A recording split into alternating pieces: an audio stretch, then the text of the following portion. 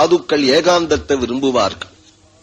வானிடை புயலை மாலை வரையிடை பிரசம் ஈன்ற தேனிடை கரும்பின் சாற்றை திருவினை மருவி வாழார் மானிடப் பிறவியந்தோ மதிக்கிலர் கொள்க தந்தம் ஊனிடை குரந்தை வாழ்க்கைக்கு உறுதியே வேண்டினாரேகே.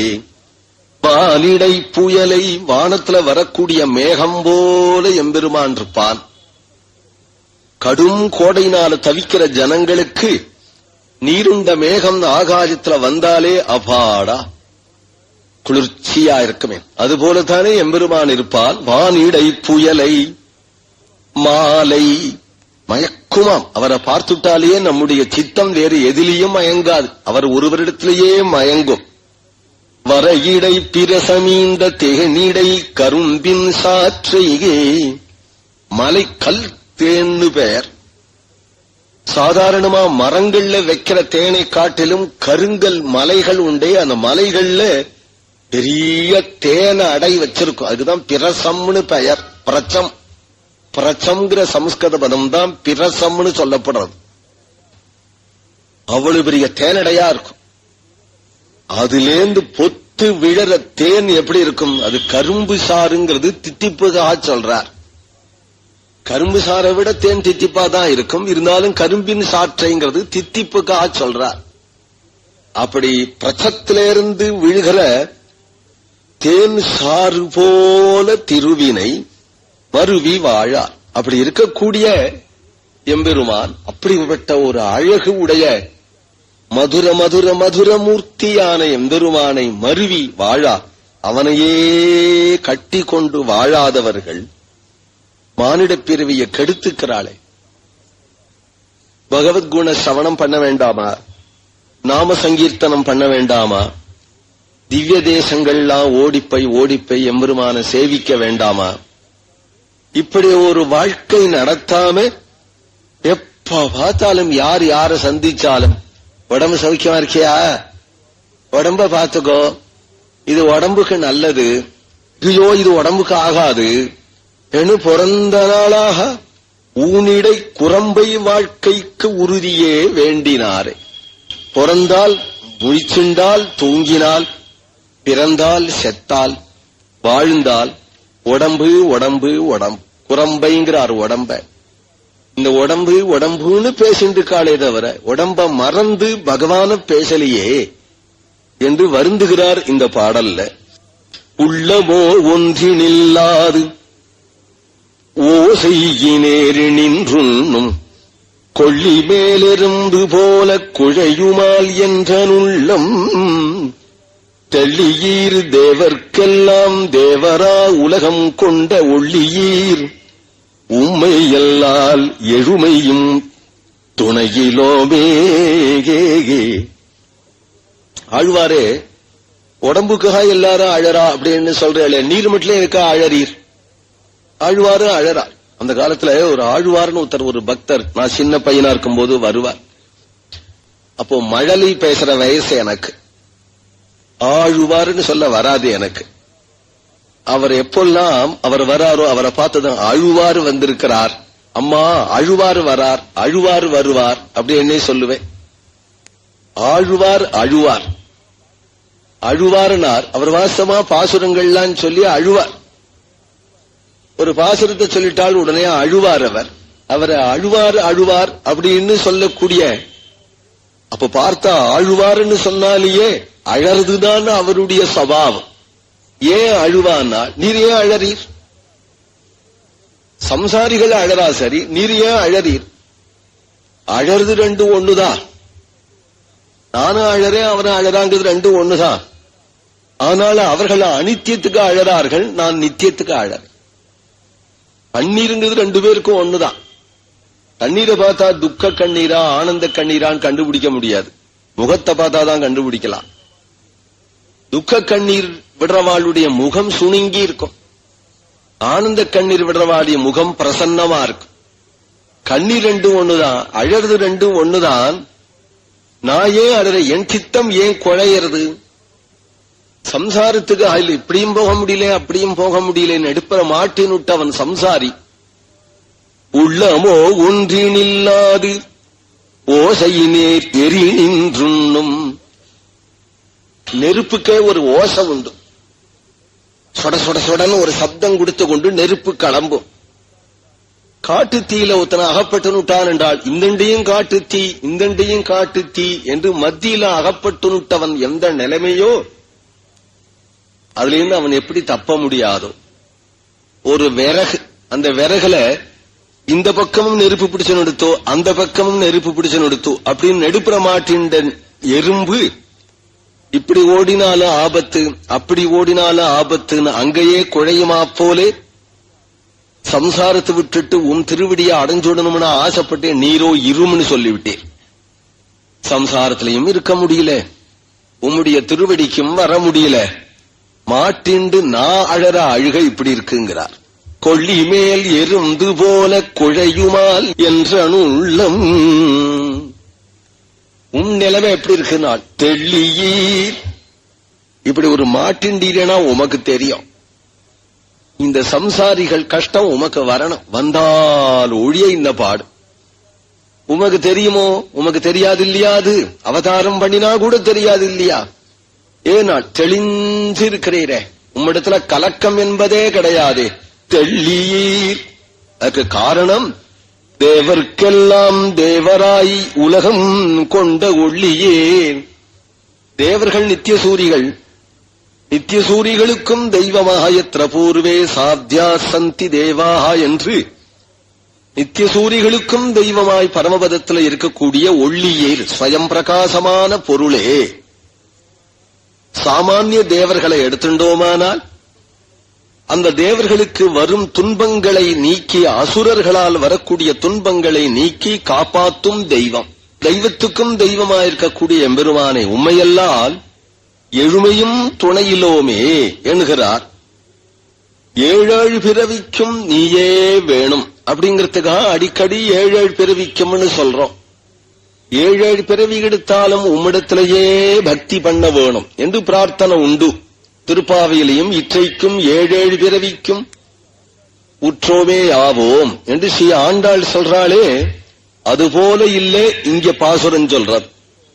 உம்மையல்லால் எழுமையும் துணையிலோமே அப்படிங்கிறது ஏழேழு பிறவி எடுத்தாலும் நீதான் துணை அப்படிங்கிற அர்த்தம். சப்தம் ஒன்னா இருக்கு, பாவம் வேற.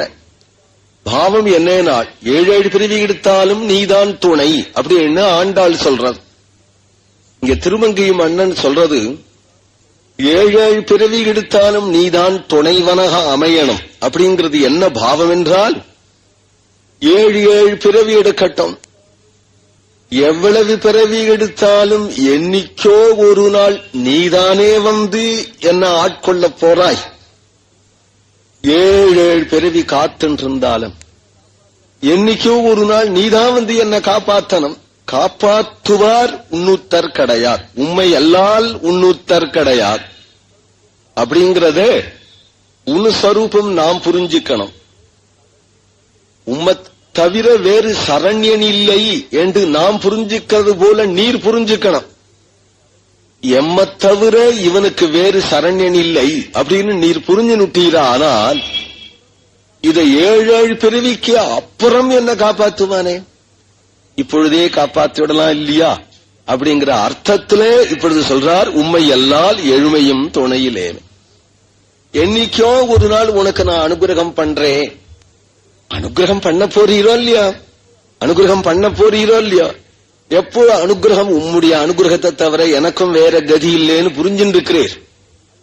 நீர்தான் எனக்கு கதி, அது இன்னைக்கே பண்ணிடுமே. என்னைக்கோ ஒரு நாள் அப்படின்னு காத்துட்டு இருக்கிறத ஒளியீர் உம்மையல்லால் எழுமையும் துணையிலோமே.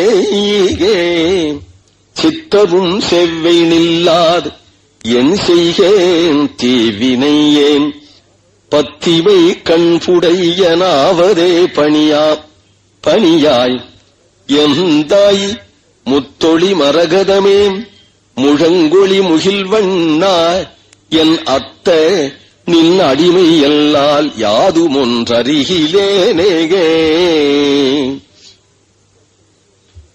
சித்தமும் செவ்வையினில்லாதேகே. அடுத்த பாசுரம், நீ இன்னும் கொஞ்ச நாள் என்னிடத்துல பக்தி பண்ணி கொண்டு வரும். பக்தியா? ஆமா, பக்தி யோகம் பண்ணி கொண்டே இருந்தாளானால் அதனுடைய பலனாக நீ கேட்கறது கிடைக்கும். இப்படி ஒரு நியத்தி.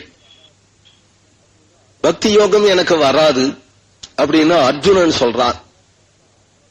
ஏனென்றால் சஞ்சலம் ஹி மன கிருஷ்ணா பிரமாதி பலவத்ரிடம். நீ கிருஷ்ணன் சொல்றான் யோகி பவ. ஹே அர்ஜுனா யோகி பவ அர்ஜுனா. தியான யோகத்தை சொல்லிவிட்டே. தியான யோகம் பண்றவன் எல்லாரையும் காட்டிலும் ஒசத்தி. தபசிபியோதியோ யோகி கர்மிபியோபி மதோதியா. எல்லாரையும் காட்டிலும் ஒசத்தி தியான யோகம் பண்றவன். அதனால யோகி பவ அர்ஜுனா, நீ தியான யோகம் பண்ணு அப்படின்னா கண்ணன்.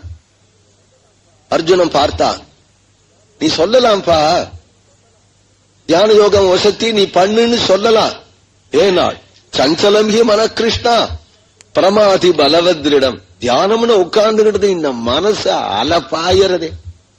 அத புடிச்ச அடக்கிறதுக்கு மகா இருக்கிறவாளுக்குள்ள மகாபல பராக்கிரமசாலி என்னாலேயே முடியல. மனச அடக்கிறதுங்கிறது முடியுமா? அதுக்கு பிறகு பகவான் சொன்னான், அது அப்படித்தான்ப்பா இருக்கும்.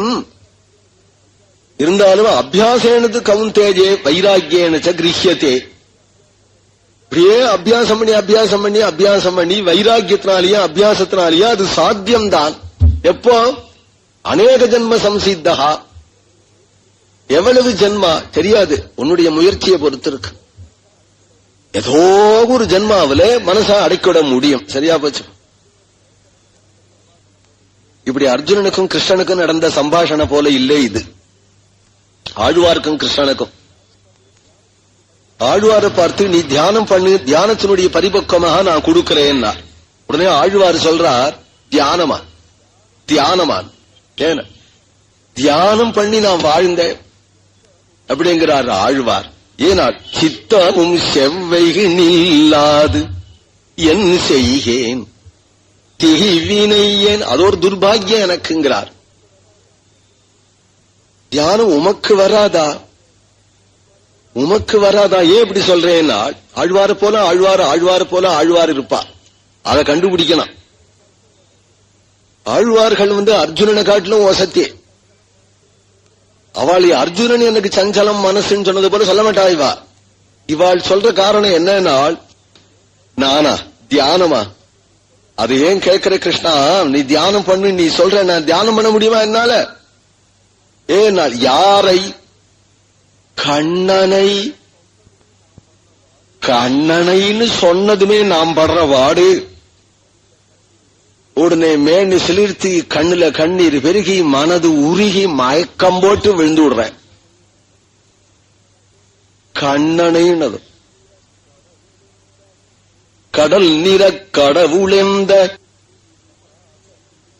அரவணை துயிலுமா கண்டு உடலென குருகுமாலோ என் செய்கேன் உலகத்தீரேயே.